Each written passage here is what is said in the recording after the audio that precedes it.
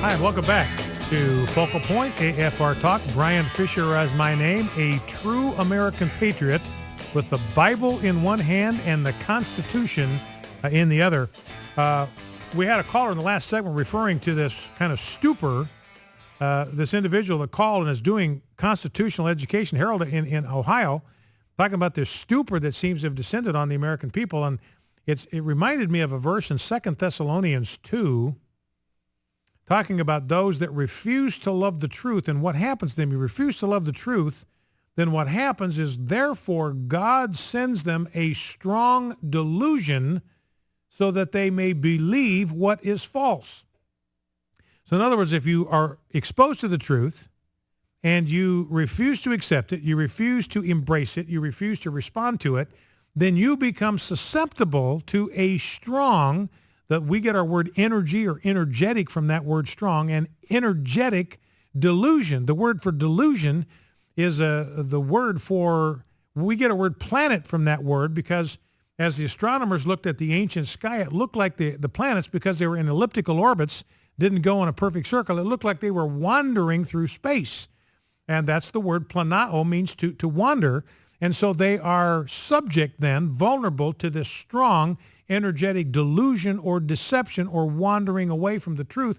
And they actually believe what is false. They get to the point where they actually believe the lies that they're being told and accept them as truth and as valid. Now, I played that soundbite from 888-589-8840, by the way, number to call if you want to join the program, 888-589-8840. And played that soundbite from Pat Caddell saying, look, hey, the ruling class Republicans, they're happy to have the IRS take out the Tea Party. They're not going to complain about that. You're not going to get any legislation out of Republican leadership. You'll get it from conservatives in the House, but you're not going to get anything from the John Boehners. You're not going to get anything from the Mitch McConnells, because they hate the Tea Party as much as Democrats do. They hate the Tea Party as much as Obama does. They want the Tea Party gone just as much as Obama does. So they're not going to do anything to stop the IRS from trying to take us out. Now here's Rand Paul, clip number 10, and I think he's reacting here to ruling class Republicans. His solution is a little different than mine would be, but I think he's got a point here, and this will resonate, I think, with things that you and I have been thinking. Here's Senator Rand Paul. But I will tell you that I think Republicans will not win again in my lifetime for the presidency unless they become a new GOP, a new Republican Party, and it has to be a transformation, not just a little tweaking at the edges. Okay, so then why are you supporting Mitch McConnell? I think that's a great question. That's Glenn Beck asked him that question. We need a new GOP. Can't be your father's GOP. It can't be a tweaking. It's got to be a complete transformation. And Glenn Beck says, then why in the world are you endorsing Mitch McConnell? And Rand Paul has an explanation, and I'm sure it's satisfying to him. But that's the real question. I mean, Mitch McConnell is not part of the new and improved GOP that Rand Paul is talking about. He's an old school, big government Republican, big tent Republican, not the kind of guy that we need in leadership going forward. Now, the guy that represents what Rand Paul is talking about is Ted Cruz. Let's get clip 11 ready to go. Now, Ted Cruz loves freedom, loves the Constitution. He loves America as it was founded. He wants to protect our founding values. He wants us to get back to the Constitution. He wants an executive branch that is limited by the boundaries of the Constitution. But consequently, everybody hates Ted Cruz. The Democrats hate Ted Cruz because he's a lethal threat to them. And the ruling class Republicans, the Mitch McConnells, the Karl Roves, they hate Ted Cruz as much as the Democrats do. He's a Tea Party favorite. They don't like him. They want him out of the way. They hate him. John McCain can't stand him. Remember, John McCain calls him a wacko bird. He can't stand him. He hates the very sight of Ted Cruz. And so John Carl, ABC News, he makes this observation about tensions in the Republican Party. This is not between Republicans and Democrats now. This is between Republicans internally and Ted Cruz. Let's listen. And, and Ted Cruz does this thing. I mean, look, the Republicans in the Senate had this all set. This was going to be able to pass with only Democratic votes. He stands up, says, I'm going to filibuster. Suddenly they need 60 votes. I'll tell you, Ted Cruz is so hated among his Republicans now, more so than even during the shutdown, that at that Tuesday lunch they have every Tuesday, he's going to need a food taster. You know, the ancient kings had a food taster. He'd sip all their wine and eat a sample of all their food before it went to the king. So if anybody keeled over and died because it was poisoned, it would be the poor sap who was the food taster. And John Carl says, look, this guy is so hated by Republicans that he's going to need a food taster when they get together for their weekly lunches. So I'd like to know what you think about that. Rand Paul saying we need a brand new GOP, which raises the question, why is he supporting Mitch McConnell and Ted Cruz? I mean, how do you feel about the fact that Ted Cruz is despised by the ruling class Republicans? Does that bother you, or do you like that? 888-589-8840 is the number to call. Now, one of the issues we've been concerned about has been, let's go back to clip number 6, been concerned about what I believe is these gross violations of our Constitution by the NSA. Remember, the Fourth Amendment says we are to be secure in our persons, our papers, and our effects. So stuff that we own, stuff that we possess, we're to be secure in that from unreasonable searches and seizures. In other words, you have to have a reason to go poking around in our stuff.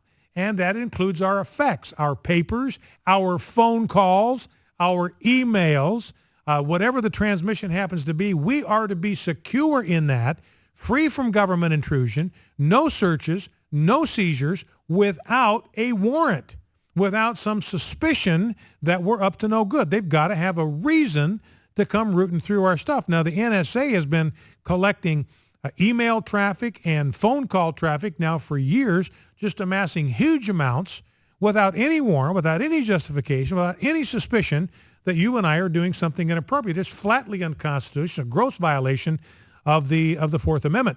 Now, here is Ron Wyden, clip 6. This guy is a Democrat from Oregon. And this is intriguing because Ron Wyden is picking up on this. Democrats ought to be all over this because they're the people that fancy themselves as the civil rights gurus. They should be all over this, but they have a hard time going against it because of President Obama. But here is Ron Wyden. He's getting the picture.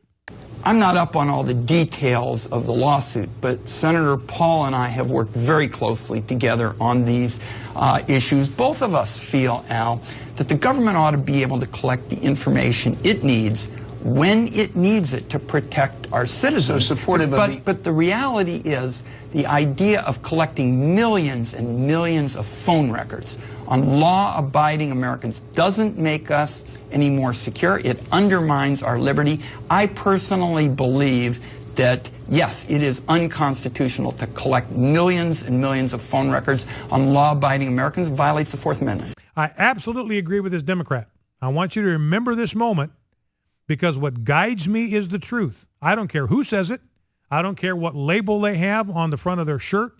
If they speak the truth, I'm going to back them. I'm going to support them. This is a Democrat, Ron Wyden from Oregon. I agree with a Democrat 100% because the truth is our guide here at Focal Point, not party affiliation. All right, let's go to the phones. Let's grab a call from Saiz in Columbus, Ohio. Welcome. What's on your mind? Hi, Mr. Fisher. Appreciate your program. Thank you for enlightening us. Thank you. You know, what you're saying about freedom of religion and the rest of it, it's a fact. A lot of people don't even know what the difference is. I was speaking to a couple of friends a couple of days ago. They don't even know why the immigrants came in the first place, where the colonialists came in the first place to the U.S. It's basically religion and freedom from the autocracy, that they had back then in Europe. That is one. You see, there needs to be mass education of people. I mean, I try to talk about it. I try to open people's eyes to it. That is the way to go. And then also, the president is trying to do what he's trying to do. He's going to try and look as if he's making war against freedom of religion. And afterwards, he's going to supposedly lose that fight. He will lose it because the people will rise and he will lose that fight. When he loses that fight, then you will start seeing all sorts of radicalism come into the United States, especially from Islam. Because now we have freedom of religion, and their religion doesn't exclude the use of force and the rest of it from, how they spread the religion. And so you start to have it. And then all this issue about importation of hollow point munitions and the rest of it comes in. Yeah. Well, and I think trying to drive the society into the dark ages where you have anarchy, and then you now start to pose yourself as a control, as the Messiah. We have a lot of work to do. All right, Sias, listen, I appreciate your call. And, and if you, again, this goes back to something we've talked about before. If you understand by freedom of religion, freedom of any kind of system of supernaturalism, then you have to allow place for Satanism. You got to allow a place for all of the occult religions. You got to allow a place for Islam.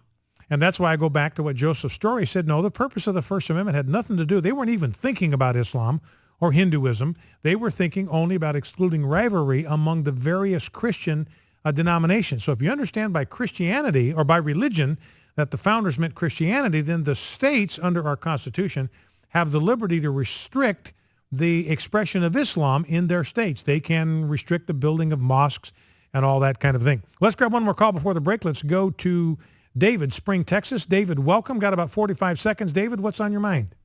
Nothing other than to say that I completely agree with Ted Cruz, and the only thing that I would really wish he would do is tweak everybody's noses that basically hate him.